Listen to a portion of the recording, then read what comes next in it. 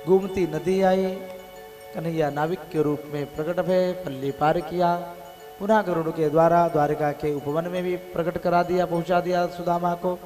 नींद खुली एक सुदामा की, देखा तो क्या राजसी ठाट बाट, इतना सुंदर पूर्व महल, अट्टालिकाएं, कितने सुंदर सुंदर सैनिक, सुंदर सुंदर उपवन, ये फूल खिल रहे हैं। भैया हम कहाँ आए गए? द्वारिका कितनी दूर है? लोगन ते पता चलो, द्वारका ही तो है ये। हाँ, हम द्वारका आए गए। हाँ हाँ, द्वारका आ गए आप, ये द्वारकापुरी ही है। अच्छा, कन्हैया किधर मिलेगो? कौन कन्हैया? कई प्रजा से पूछा, अरे कन्हैया, अरे जिसको तुम लोग द्वारकाधीश कृष्ण कहते हो, भगवान से कृष्ण को आप पूछते हो, द्वारकाधीश प्रभु को? हाँ हाँ, वही कन्हैया। ठीक है, आप सीधे चले जाओ और आगे जो सबसे बड़ा गोपुर द्वार है राजमहल का, वहां पर सैनिक हैं, द्वारपाल हैं, उनसे पूछना, वे फिर अंदर का मार्ग बताएंगे। धीरे धीरे जय श्री कृष्ण करते हुए सुदामा जी महाराज द्वारपालों के पास पहुंचे। भैया कन्हैया किधर मिलेगो? कहाँ मिलेगो? मुझको कन्हैया से मिलनो है, वाके पास में को जानो है। आप हो कौन? कहाँ से आए हो? क्यों मिलना चाहते हो कन्हैया से? कौन कन्हैया? अरे भाई तेरे द्वारकाधीश श्री कृष्ण, वो मेरो बाल सखा है। गुरुकुल में हमने एक साथ विद्या पढ़ी है। आज वो द्वारका के धीश कहलावे, लेकिन है तो मेरो बाल सखा ही ना। ठीक है महाराज, आप थोड़ा क्षण यहाँ पर ठहरे, हम जाकर के प्रभु से निवेदन करते हैं, पूछ करके आते हैं। एक मर्यादा होती है, थोड़ा मैं उसका परिवहन कर लूं। द्वारपाल एक गया भगवान श्री कृष्ण द्वारकाधीश जी के पास। दिव्य महल पर विराजमान है भगवान, रुक्मिणी के दिव्य पर्यंक पर विराजमान हैं। भागवत के अनुसार, अन्य पुराणांतरों के अनुसार राजमहल की सभा में विराजमान है भगवान। द्वारपाल जा करके भगवान से कहता है, नाथ, एक अत्यंत विपन्न गरीब दीनहीन ब्राह्मण द्वार पर आया है। वह आपको अपना सखा बताता है। कौन है, कहाँ से आया है, ये नहीं पता है मुझे, लेकिन हाँ, नंगे पांव आया है, न खड़ा हुआ है, न चटपटी है, न कोई पादुका है चरण में। नंगे पांव तपतपाती भूमि में गर्मी के समय में आया है। ऊपर से बड़ी ही प्रचंड धूप पड़ रही है, पसीना से लथपथ है, फटे पुराने वस्त्रों को पहन रखा है, उसी को ओढ़ रखा है, और बड़ा ही विपन्न गरीब दिखता है। कहाँ से आया मैंने ज्यादा पूछा नहीं, ना उसने बतायो, लेकिन हाँ प्रभु, आपको अपना सखा मित्र बताता है, और पूछने पर अपना नाम सुदामा बताता है। क्या मेरा सखा, मेरा बाल सखा सुदामा आयो है? हाँ नाथ, सुदामा आए हैं। शेष पगान झगातन में प्रभु जान को आहे बसे कही ग्रामा। धोती फटी सिलटे दुपटे और उपाय उपान के नहीं शामा। द्वार कड़ो द्विज दुर्बल देखे रहो चकिसो वसुधाय अभिरामा। पूछत देन दयाल को धाम बतावत आपनो नाम सुदामा। बतावत आपनो नाम सुदामा। क्या मेरा बाल सखा सुदामा आयो है? हाँ नाथ, सुदामा आए हैं। इतना सुनते ही सिंहासन से कूद पड़े गोविंद। मित्रम सखे तिन तराम मम किम सुदामा। तारस्वरेण कथयन मुहुरच्युतोऽपि। त्यक्त्वासनम युवतिभिः सह धावमानः। शीघ्रं प्रसारित भुजो द्विजमालिलिङ्ग।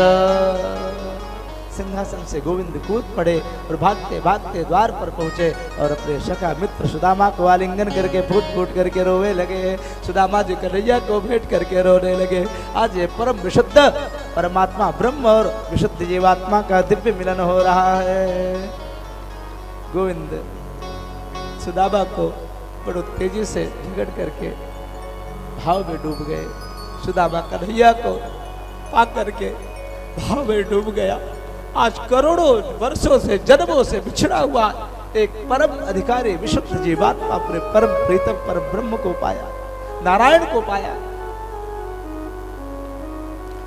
लीला शक्ति ने प्रभु से कहा, प्रभु संभालिए अपने आप को। भगवान ने पुनः सुदामा के हाथ को पकड़ा और भाव विभोर होते हुए गदगद ले जाकर के अपने सिंहासन पर बैठा दिया। रुक्मिणीपायन जलम तुझ पाद शुद्धि। रुक्मिणी तू कहां देख रही है?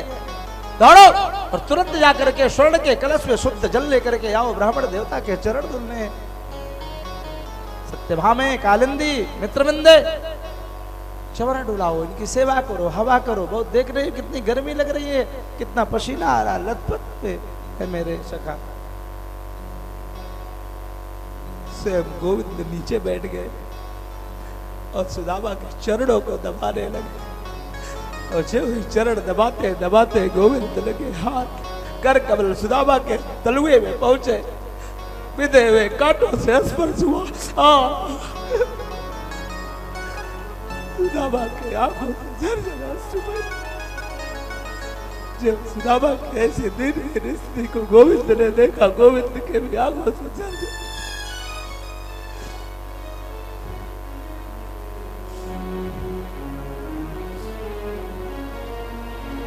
ऐसे बेहाल बेवाइन को पग हाथ जड़े पुर गोए। पानी परात को हाथ छुयो नहीं, नैनन के जलशो पग धोए। देखी सुदामा की दीन दशा, करुणा करके करुणा निधि रोए। हाय महादुख पानी परात को हाथ छुयो नहीं, नैनन के जल सो पग धोए। हाँ मित्र, आज तक तुम क्यों नहीं आए? क्यों इतने विलंब लगाए? ये तुम्हारे वेशभूषा। हमारे मित्र रहते हुए तुम इतना कष्ट पाए। इतने दिनों तक तुमने मेरा ध्यान नहीं दिया। पूरी सभा स्तब्ध, सब पटरानियां भौचक्की हो रही। आज तक कोई देवता भी आता है, कोई राजा भी आता है तो भगवान राज सिंहासन छोड़ के उठते नहीं थे, स्वयं सभा के प्रणाम करते थे। ये कैसा भाग्यशाली ब्राह्मण है तो भगवान इसके लिए इतना करुणा दिखा रहे हैं। अपना सिंहासन दे दिया और स्वयं नीचे बैठ गए। जैसे तैसे अपने आप को संभाला गोविंद ने और पुनः सुदामा जी का स्नान करवाए। रुक्मिणी के महल में लेकर के गए। सबने दंडवत कीनी, यदुवंशियों ने, भगवान की पटरानियों ने भी चरण वंदन किया। भैया ये तो बताओ, कुशल पूर्वक तो हो ना? अब आपके बारे में मैं कहा पूछी वो तो दिख हो रहे हो, लेकिन ये बताओ जीवन कैसे बीत रहा है आपको? गृहस्थी हो अथवा ब्रह्मचारी ही हो? क्योंकि गुरुकुल में आप बड़े ही ज्ञानी थे, विवाह करने की आपकी इच्छा नहीं थी। आपसे जब हंसी मजाक करते, विवाह की चर्चा करते तो आप तैयार नहीं होते थे। सुदामा जी ने कहा कन्हैया वैसे तो गृहस्थी जीवन के जीवे की इच्छा ना रही, लेकिन हे कन्हैया गर्गाचार्य जी ने अपनी पुत्री सुदक्षिणा सुशीला जिसका नाम है उसके साथ विवाह किया है। तो तेरी भाभी बड़ी ही सौम्य है, बड़ी ही सरल है। अच्छा, तुम्हारी भाभी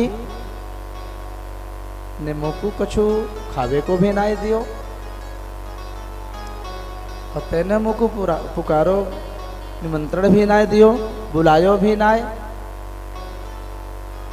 कन्हैया तेने विवाह कितने कीने? 16,108 हैं, ज्यादा नाय हैं दारी के। तेने मुकु एको पत्र दियो, बुलायो। भैया कहा कहे हम, हमारे विवाह बड़े अटपट झटपट हो गए, बारात ले जाने का भी मौका नहीं मिला। ऐसी स्थितियों में विवाह भये हैं, अकेले ही जाकर के हरण करना पड़ा।